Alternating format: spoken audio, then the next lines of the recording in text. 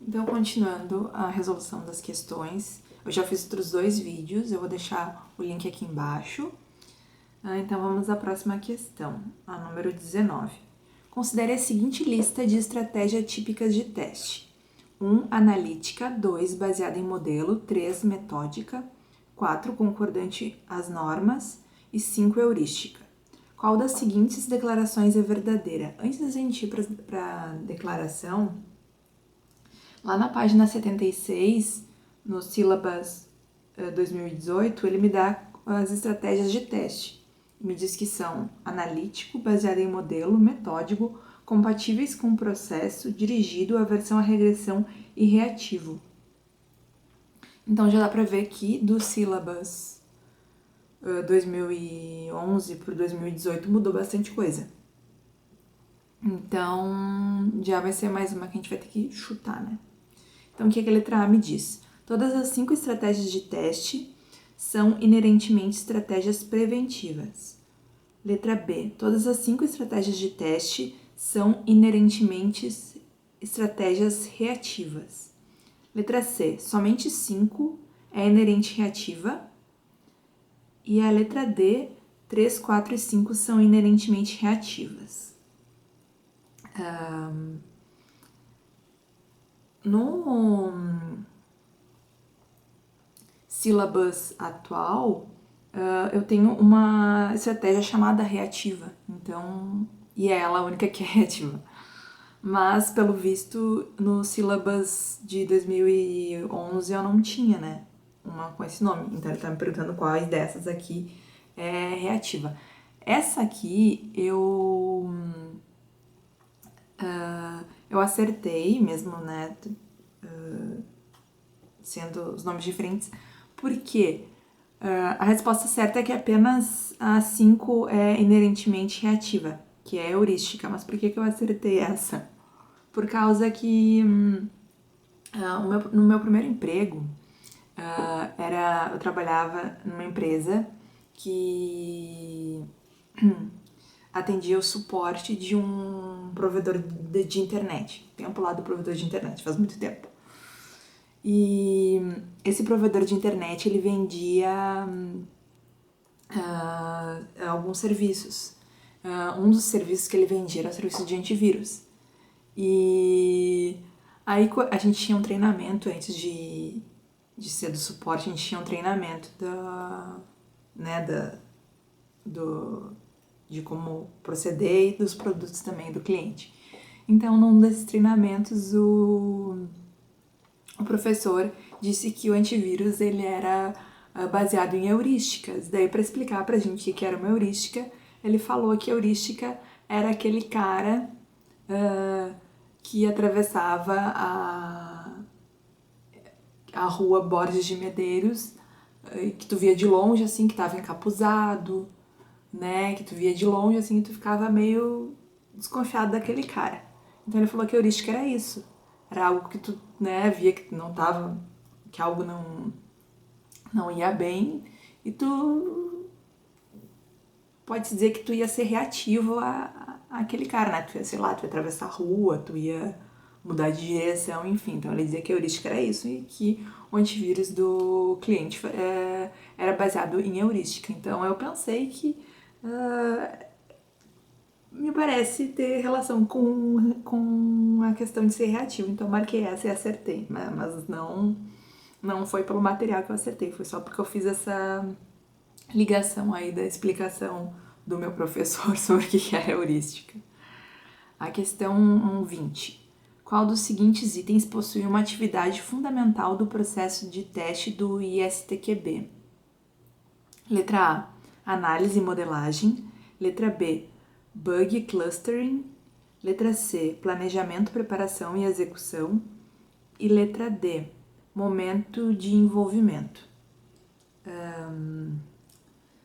Na página 19 eu tenho que as tarefas, que as atividades fundamentais do processo de teste são planejamento, monitoramento e controle, análise, modelagem, implementação, execução e conclusão.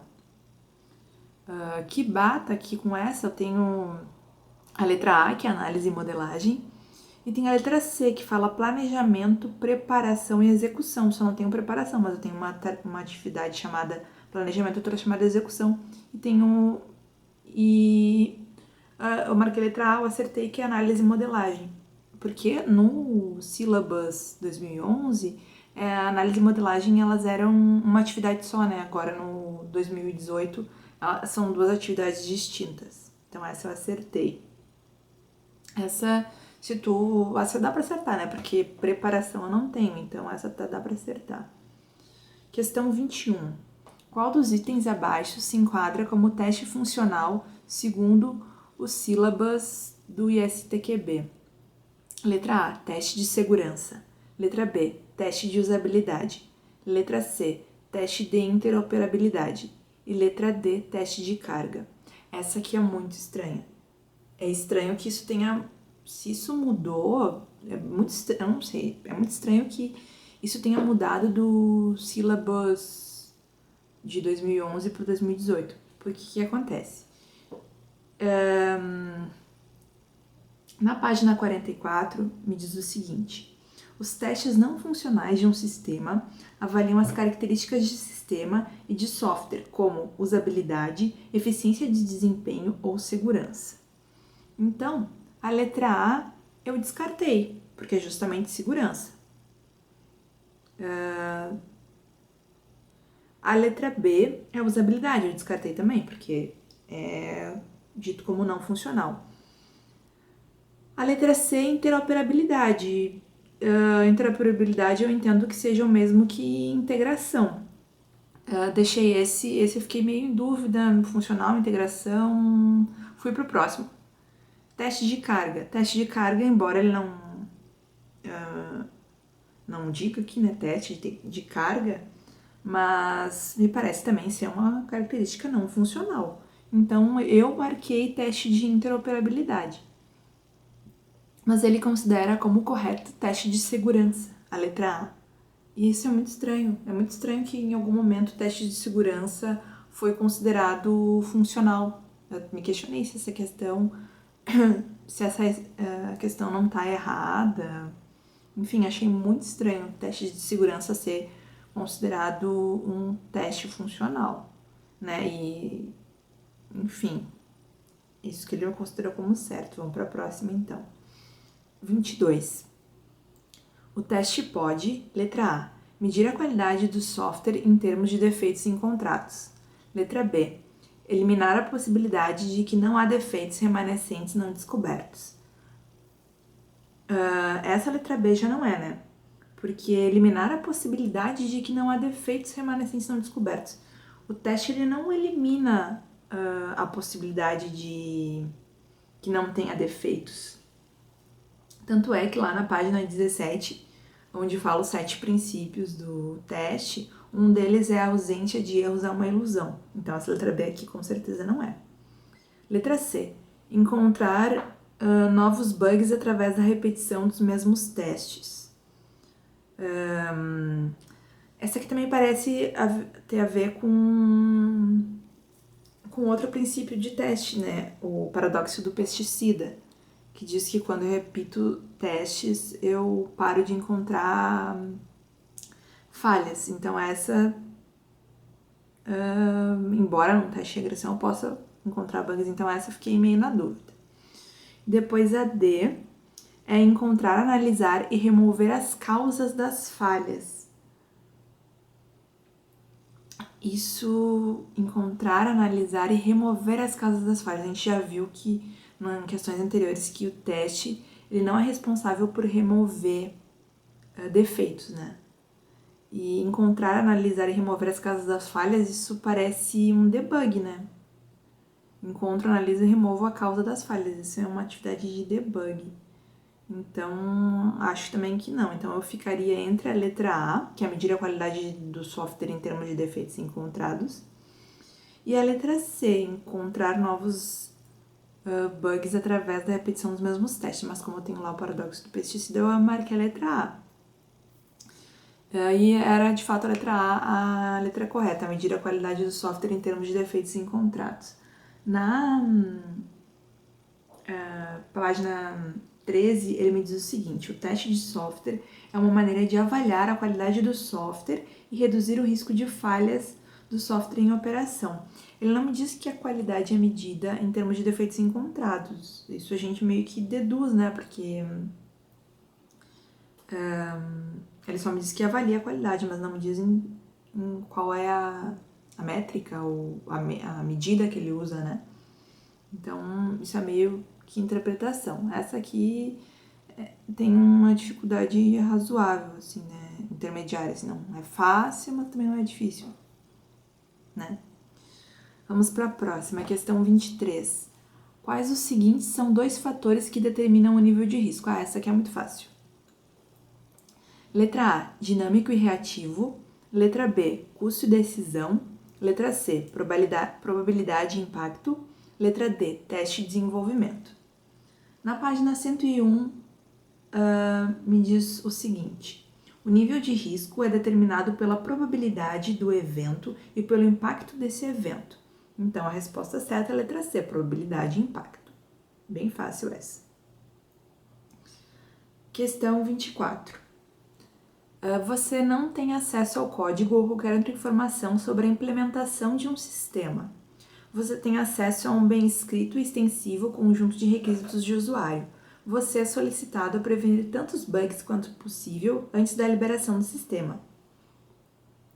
Você desejará usar qual das seguintes técnicas de teste? Letra A, todas as técnicas estáticas e dinâmicas possíveis.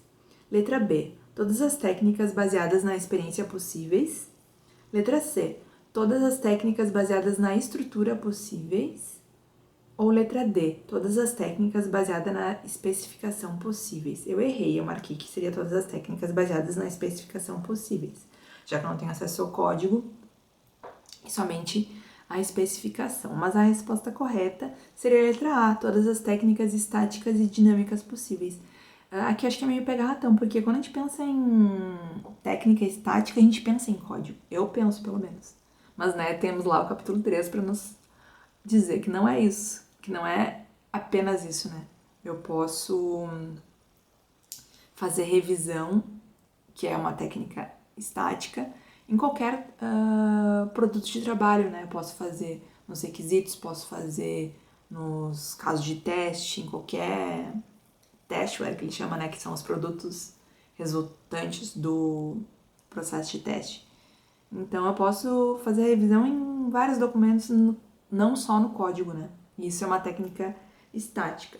A página 51 me diz o seguinte: quase qualquer produto de trabalho pode ser examinado usando testes estáticos. Por exemplo, especificações de requisito, épicos, histórias de usuário, critérios de aceite, especificações de arquitetura e design, código, testware, guias de usuário, páginas web, contratos, planos de projeto, cronograma, orçamentos e modelos. Então, é muita coisa, né? Quase que qualquer documento ele consegue ser revisado. Então, essa era a letra A, a resposta correta. Todas as técnicas estáticas e dinâmicas possíveis. Dinâmicas eu acho que nem precisa explicar, né? Porque dinâmica é justamente quando o sistema ou componente está em execução.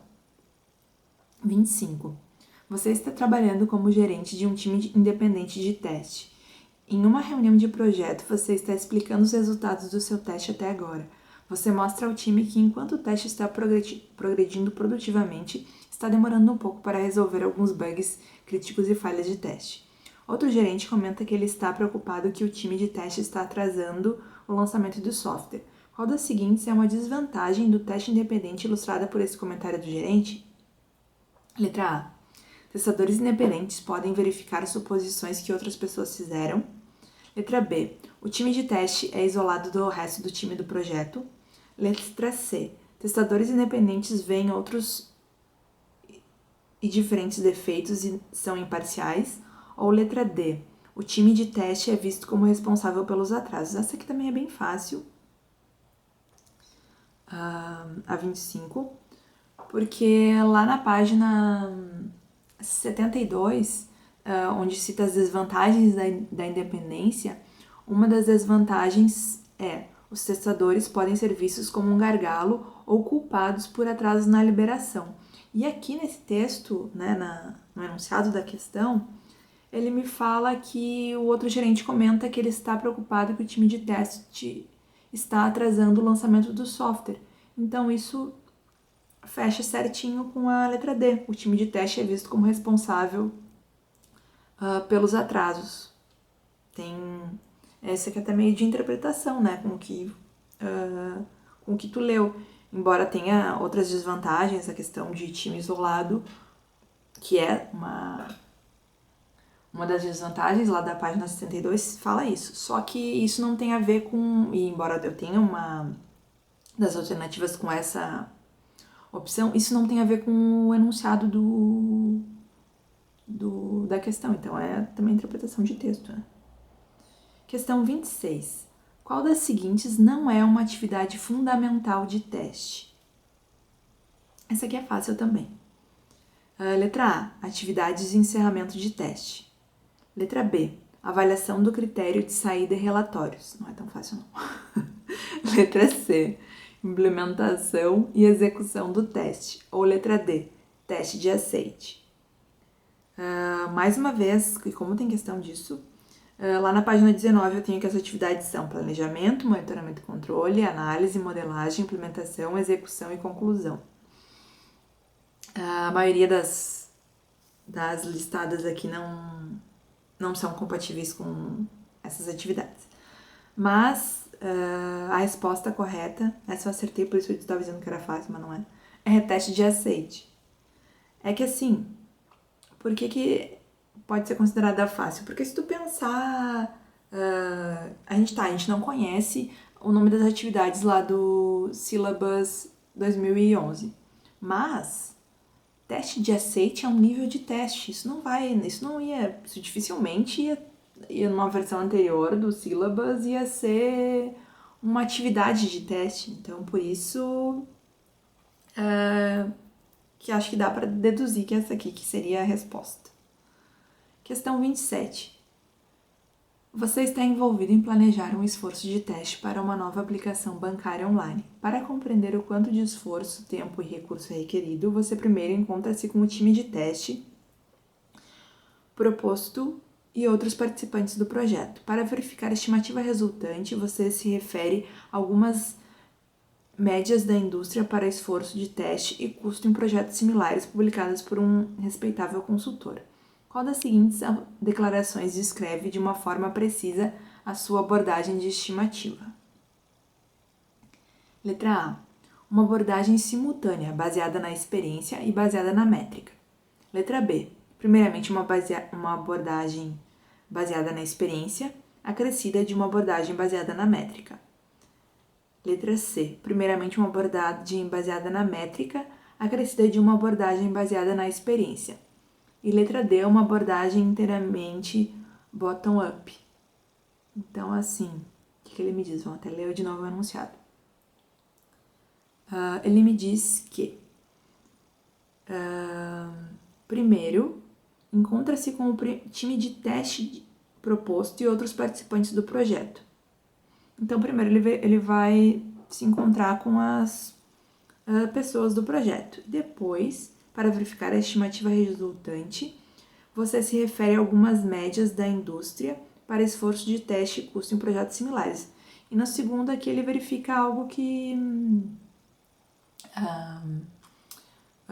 médias da indústria para o esforço de teste, ele consulta algo que já foi medido. Isso aqui dá para comparar com o burn down, né, onde...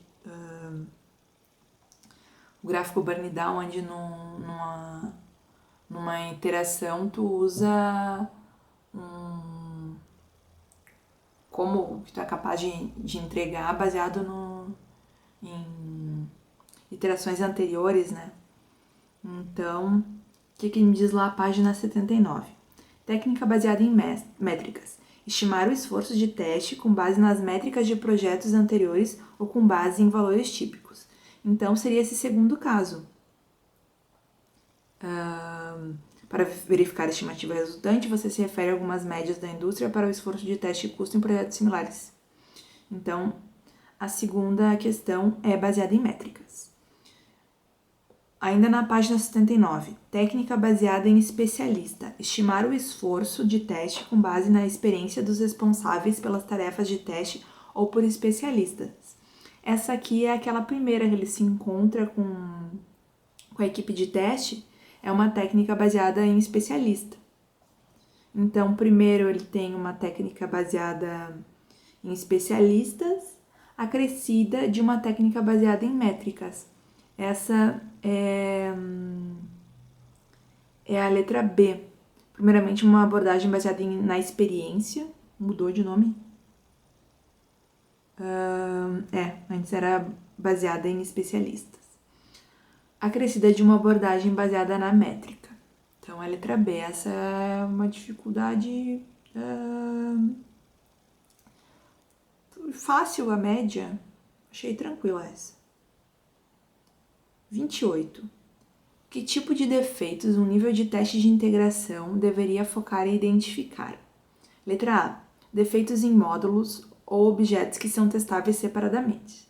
Na realidade, não, né? Só que a gente já vê que não, porque módulos ou objetos que são testáveis separadamente, módulos testados separadamente, não é o teste de integração que deve pegar. Quem deve pegar um defeito em módulo é o teste unitário lá, o teste, como é que ele chama? De componente.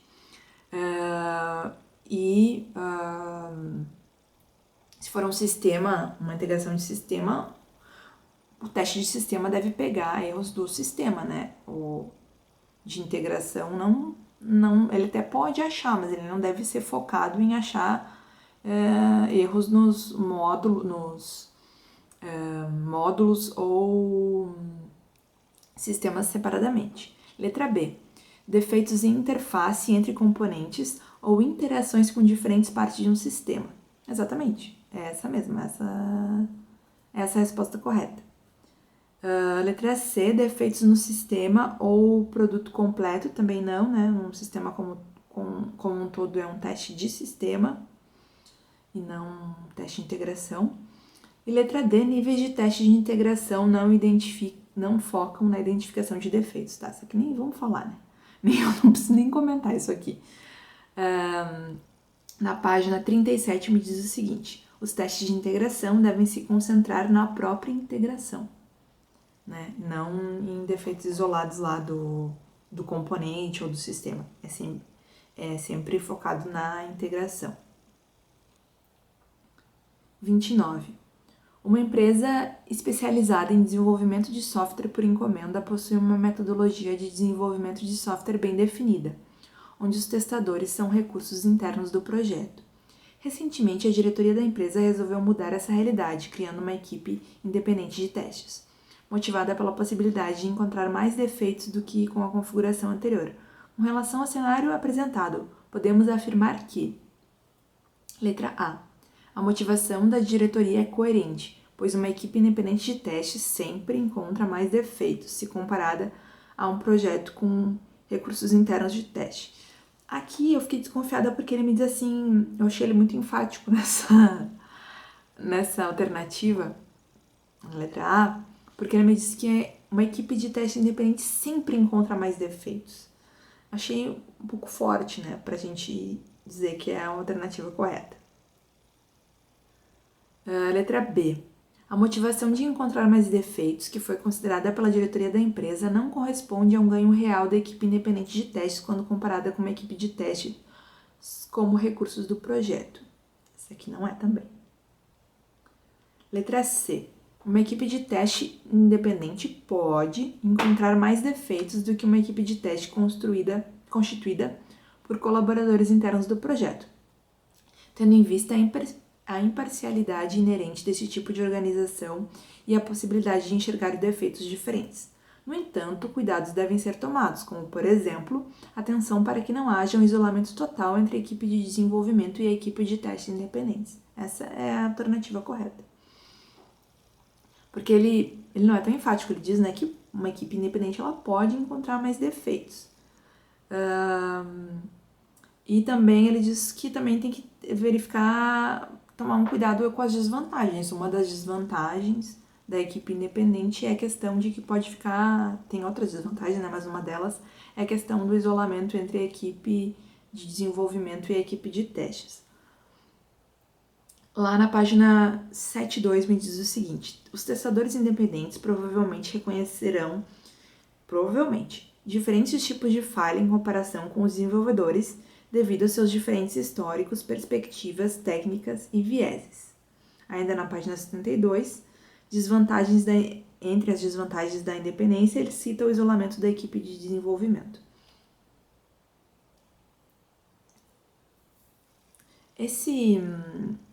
Essa seção de independência de testes eu não entendi ela muito bem. Embora eu tenha acertado aqui a questão, eu acho estranho, eu não entendo bem o que ele quer me dizer de equipe independente, porque aqui, por exemplo, ele fala na página 7.2, os testadores independentes provavelmente reconhecerão diferentes tipos de falha em comparação com os desenvolvedores, mas ele não fala se aqui no enunciado ele não fala em desenvolvedor, ele fala de testadores, são recursos internos do projeto. Eu não sei se isso é sinônimo de desenvolvedor, enfim. Essa seção eu acho um pouco estranha. Eu não consigo compreender bem todos os níveis de independência. Eu sei que o primeiro nível é quando o desenvolvedor é testador, e o último nível é quando é uma equipe terceirizada, que nem faz parte da organização. Mas eu tenho os níveis ali intermediários que pra mim não fica muito claro quem que é o testador. Mas enfim, o importante é que acertamos, né? Agora eu vou começar um curso preparatório e aí eu acho que eu vou conseguir esclarecer essas minhas dúvidas. Questão 30. Você é o gerente de teste, responsável pelo teste de um projeto que envolve o desenvolvimento de software para um cliente que também é usuário final. Uma das suítes de teste que seu time executou durante o teste é a suíte de teste de aceitação, que é baseada nos requisitos do cliente e definida contratualmente. Os usuários mais experientes do cliente executarão a suíte de teste de aceitação na entrega. O pagamento final e a aceitação do software pelo cliente são dependentes da execução completa e com o sucesso desses testes. Em uma reunião de projeto próximo do final do projeto, você relata que 15 dos testes de aceitação, 5% do total, falharam. Se você for perguntado na reunião sobre por que o time deveria ficar preocupado sobre os testes que falharam, qual dos seguintes poderia ser uma resposta razoável? Letra A. Isso não importa realmente, já que o cliente ficará satisfeito se 80% dos testes passarem. Letra B. Todo software sempre deveria ser liberado completamente sem defeitos e este software não atende esse padrão. A letra A eu não comentei, né? Mas a letra B, ela é totalmente sem noção, né? Porque todo software deveria ser liberado completamente sem defeitos. Isso a gente sabe que não, né? Tem lá a ilusão A ausência de erros é uma ilusão, né? Como um dos princípios da página 17. Então, isso a gente sabe que essa letra B com certeza não é. Letra C. Dependendo da reação do cliente a alguns dos bugs que afetam aqueles testes, nós poderemos ter problemas contratuais com o aceite e pagamento final. E a letra D é, desculpe-me, eu não deveria ter mencionado aqueles testes e seus status, pois não são dados apropriados de monitoramento do progresso do teste. Essa letra D aqui é sem noção, né? Não dá nem pra comentar. Essa é sem noção. Então a gente fica com a A, isso não importa, já que o cliente ficará satisfeito se 80% dos testes passarem. Essa também não faz muito sentido, né? O cliente ele espera que não tenha defeitos, né? E é mais aceitável a gente é mais fácil a gente aceitar e ouvir isso de um cliente do que ouvir do nosso chefe, por exemplo, né? Quem é da TI tem que saber que vai ter defeito, né? O cliente não é obrigado, né? A gente que explica pra ele que não tem como ser livre. Mas a gente não pode culpá-lo por não saber isso. Então, a alternativa correta, essa aqui eu acho que é bem de interpretação.